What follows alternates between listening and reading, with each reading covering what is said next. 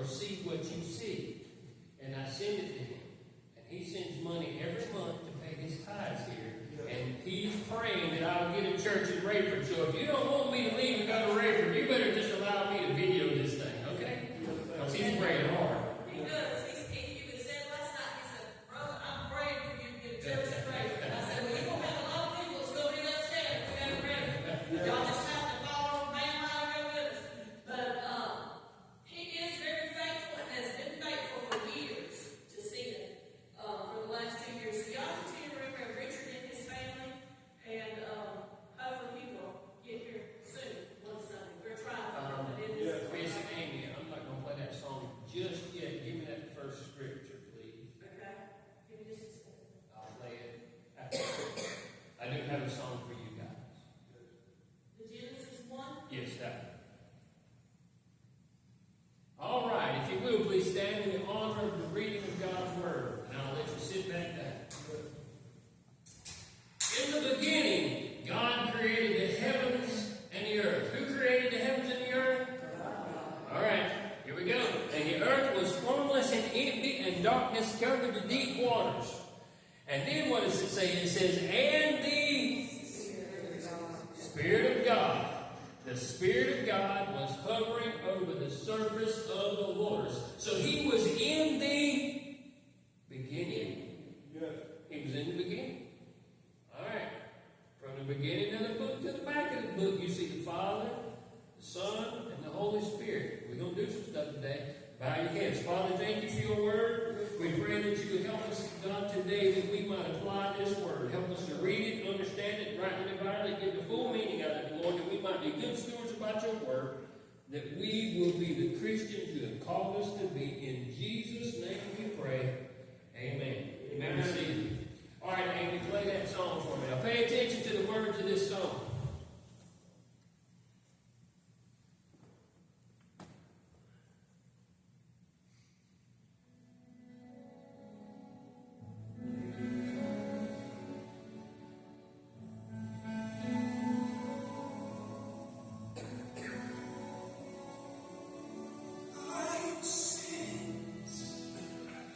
And all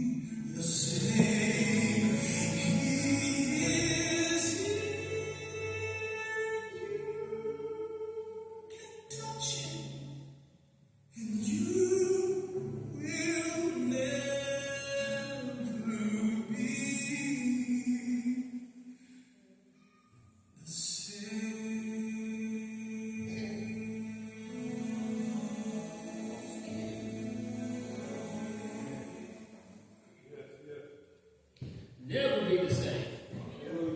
I'm here to tell you, you don't think you can touch him, all you got to do is let your heart cry out. That's right. Yes. I might need to take this with me. All right, back to that first one more time, man. Sorry. That's all right.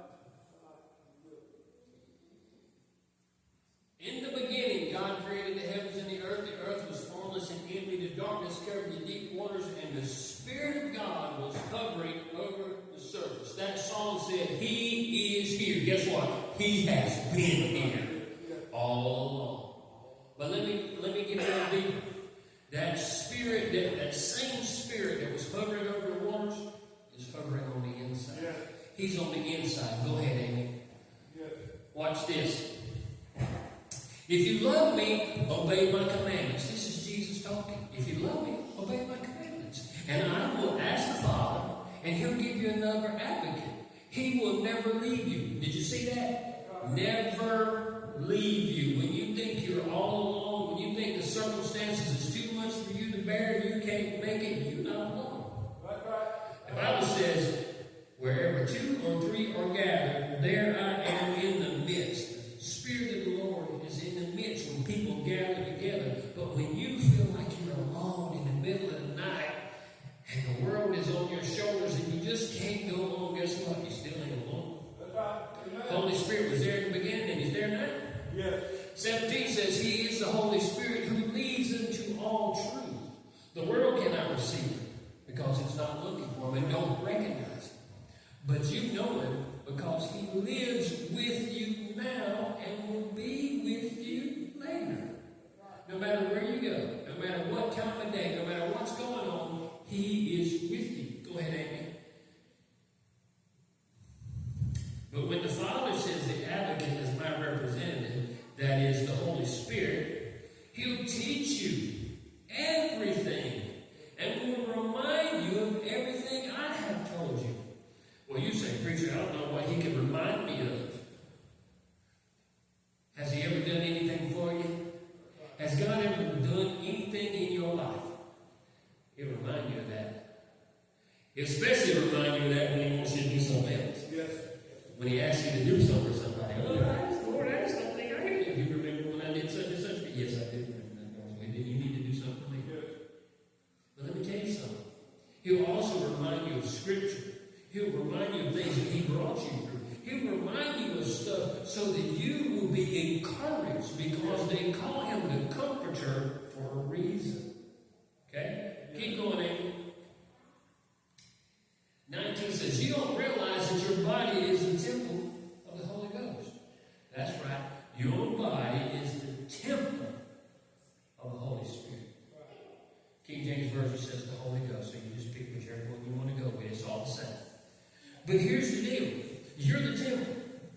He lives in you, resides in you. So when you don't take care of your temple, then you're doing God a disjustice. Now when I say you don't take care of your temple, when you don't pick this thing up and read it, That's right.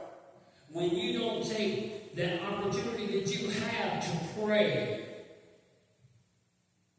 when you don't take that opportunity to be His hands and His feet, then you are doing that temple an injustice. We stood up here this morning and we had prayer. Yes. Right? I invited some folks to come down and pray. Don't raise your hand, but did you pray when we were praying? Yes. If you didn't pray, then you did your temple an injustice. Because you do not belong to yourself, for God bought you with a high price. So you must honor who? Okay? You're not praying for me and the benefit of those here. You're praying for God for these people. Yes. Because it is you who has been called to do so. Understand that? Yes. Does that hit home in your life? Did I step on your toes? Did I skin your backside? Because I'm going to tell you what. Anytime you don't do what you're supposed to do, you're not honoring your temple because you are bought with a price. You don't belong to nobody else. You belong to the one who bled and died on this cross and shed His blood for you. Keep going, Amy.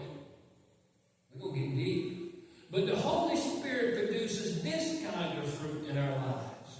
And what is that fruit? Love.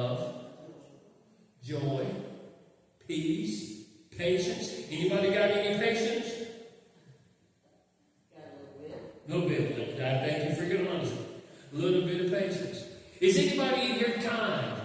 Do you exemplify goodness or faithfulness? Are you gentle when you speak to people or treat people a certain way? Are you gentle? Do you have self-control? See, these are the things that the Holy Spirit is producing in your life. Now, I told you earlier, the Holy Spirit. You see that thing, Holy Spirit? We're not talking about the Holy Spirit. We're talking about the attributes of the Holy Spirit. Those things that it produces, those actions that it produces in your life.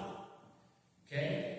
Yes. If you are not learning to love people, and if you don't have that joy that comes from way down deep inside, if you don't have that peace, and this is not just any peace. This is not a piece of pie or a piece of cake. This is peace that passes all understanding. Yes. Of course, I'd like to have a piece of pie and a piece of cake. But anyway, patience. If you don't have patience, then you're not allowing, get these words, you are not allowing the Holy Spirit to work in your life. Yes. Because these fruits, these attributes can only become effective or can only show up when you allow them to. Does that make sense to you? Yes. Because it's up to you to let yourself love. It's up to you to have compassion. It's up to you to have self-control. Just think, years ago, they used to have a box like this. And you used to get it from Krispy Kreme. Yes. And you could open that thing up, boy, there'd be donuts in there. And you Yes. just, woo, Yes. donuts. And donuts are like Lay's potato chips. Anybody know what I'm talking about? Yes. You can't eat just one. One. Yes, you know what? So, I can open up a box, and my wife will tell you what happened to that box in a short little bit of time. No. Be gone. But I have to have that last one. What's that last one say? Self-control. Yes. If I don't have self-control, then my spirit man and my flesh man are warring. And who's going to win if I got a box of donuts? My flesh man. Because temptation is horrible. Yes. And donuts are good. Good. And Lay's potato chips are good. Good. But I have to have self-control. Yes. And if I have self-control, like I told you earlier, the Spirit is trying to war against my flesh so that my flesh will not do what it wants to do, and it'll do what God wants it to do.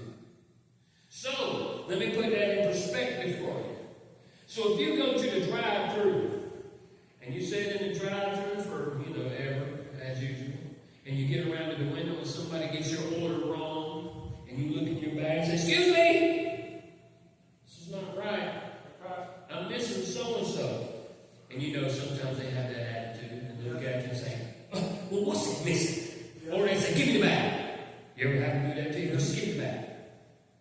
You don't fly off the handle and let words fly out your mouth and get you in trouble. You got to have self-control. That's right. And then you got to show love and say, "It's okay, I'll wait." And you just give them back and let them fix whatever fix, and then they go back in. And then you look at them and you say, "God loves you, have a blessed day." Yes. You see, that's self-control. That keeps you from getting in trouble. Yes. That is showing the love of Jesus. Or when you go around there and everything's right, you're ready, you say, "Well, praise God, I'm ready for this." And you show them that joy, peace, patience, kindness, goodness, faithfulness, gentleness, self-control. Against such things there is no law. These are the kind of things that the Spirit is supposed to produce. Maybe keep going. Yes. Since we are living by the Spirit, let's also follow the Spirit's leading in every part of our life. It leads us. It guides us. It helps us to produce that fruit that is good. Yes. Let me tell you what. If we had some of that good fruit way back in the Garden of Eden, maybe she wouldn't have said, "Give me some of that." Maybe Eve would have got some of this fruit instead of the fruit she chose. But now we're living in a society when everybody wants that fruit. But the Bible teaches us that we are to live in the Spirit and follow the Spirit's leading in every area of our life. Not just Sunday when we come to church, but it's supposed to be Monday, Tuesday, Wednesday, Thursday, Friday, Saturday. Every day. Go ahead, Amy. Now, dear brothers and sisters, regarding your question about special abilities the Spirit gives us, I don't want you to misunderstand. Keep going, Amy. We're going to get through these real quick. But there are different kinds of spiritual gifts, but the same Spirit is the source of all of them. There are different kinds of service, but we serve the same Lord. God works in different ways, but it's the same God who does the work in all of us. A spiritual gift is given to who? Each of us. Each of us. Say that with me. Each of us. We all have a spiritual gift. Okay? You ready? Keep going, Amy. To one person, the Spirit gives the ability to give wise advice. To another person, the same Spirit gives a message of special knowledge. The same Spirit gives great faith to another, and someone else gets the Spirit gives the gift of healing. Keep going. One person will perform powerful miracles, another the ability to prophesy. He gives someone else the ability to discern whether a message is from the Spirit of God or from another spirit. Still another person is given the ability to speak in unknown languages, while another is given the ability to interpret what is being said. It is the one and only Spirit who distributes all these gifts. He alone decides which gift each person should have. Amen. All of you together are Christ's body, and each of you is a part of it. Here's some of the parts God has appointed for the church. Okay, you ready? This is for the church. First, we have apostles. Second, we have prophets. We have teachers. We have those who do miracles, those who have the gift of healing. We have those who help others, those who have the gift of leadership, those who speak in unknown languages. Yes. Are we all apostles? Do this. Are we all prophets? Do this. Are we all teachers? Get it? We're not all teachers. We don't all have the power to do miracles. We don't all have the gift of healing. Do we all have the ability to speak in unknown languages? Do we all have the ability to interpret unknown languages? Of course not. Not everybody can be a big tongue. Not everybody can be a tongue. Okay? We're all part of the same body, but we don't all have the same gifts. Yes. Some of us have multiple gifts. Some of us have one. Keep reading. So you should earnestly... Sorry, back up.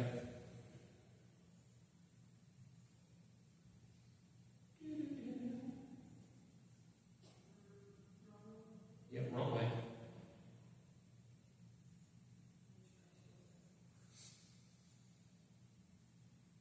Okay, 31. So you should earnestly desire. You get that? Desire. You should want. You should want the most helpful gifts. But now let me show you a way of life that is best of all. Paul leaves chapter 12 and goes to chapter 13 to talk about something called love. When you learn to embrace that gift called love. Why do I say it's a gift? Because it's the fruit of the Spirit. It's the first gift called love. When you learn to embrace that thing called love, all the rest of these gifts come together like this. Yes. Let me explain that better for you. Okay? Jesus says, love God and love others. Why did he say that? Because that's the first gift you need to receive. God is love. When you receive God, you receive love. When you learn to master that gift, all the rest of them come. But until you learn to master loving your neighbor as yourself, loving those people in the drive-thru, loving those people at the gas station, loving those people that get on your nerves. Yes. Sharon's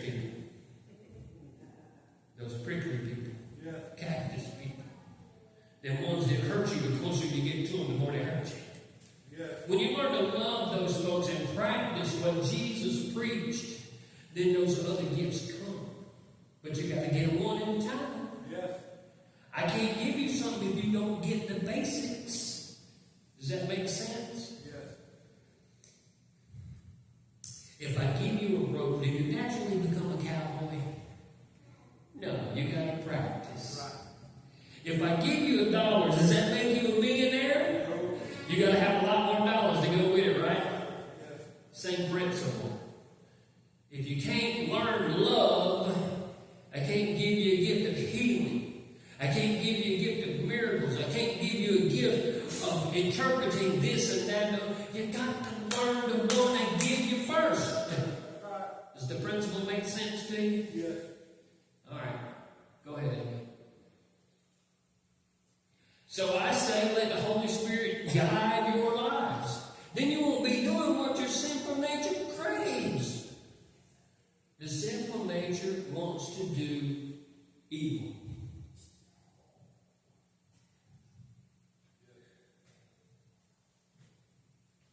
And the Spirit gives us the desire to do the opposite of what the sinful nature desires. That's that tug of war. We were doing that a while ago. These two forces are constantly fighting each other, so you are not free to carry out your good intentions. That's right. It don't matter how good you are, there's always going to be temptation to do something bad. That's why the Spirit's always warning. And whichever man you feed the most on the inside is the one that's going to win. Yes. Amy? Those who belong to Christ Jesus have nailed their passions and desires, that sinful nature, to his cross and crucified them there. Let me ask you something. Have you nailed those desires to the cross? Have you burnt those bridges that you used to do in the back? See, you were called to give up the old life, the old desires, the old things. You were called to give that up. You either nailed it to a cross, or you burnt the bridge, or something. If you didn't, shame on you. Because we're called to be separate, to be set apart. And it says right here, since we are living by the Spirit, let us follow the Spirit's leading in every part of our lives. And let us not become conceited or provoke one another or be jealous of one another. Why should I be jealous if somebody has a gift I don't have? I should just be thankful that God's allowing me to have one. Yes. Yes. Keep going, Amy. That's all of them? All right. That's all of them. Now look, I want to make this simple. We're all called to be a witness. Amen. We're all called to love. Yes. We're all called to help, to encourage, to be a blessing. We're helped to do this. We're called to be his hands, his feet. Yes. But we have one gift that we've got to master first. What is that gift? Love. When we learn to master that gift of love, then we can learn that when we pray for someone, Yes. the Holy Spirit hears our prayer, makes intercession for us, and goes back and forth between us and the Father. And the Father says, ask anything in my Son's name and it's yours. That's right. Amen. We got to master that first gift so that we can get the second gift. That's right. So that we can keep moving forward. Yes. Because God gave us everything. It's all ours for the taking. But we've got to do our proper stuff with it. Master love. Yes. And then you get joy, peace, patience, kindness, forbearance, selfishness. All those things. But you got to do your part. You got to master them. I'll ask you to stand.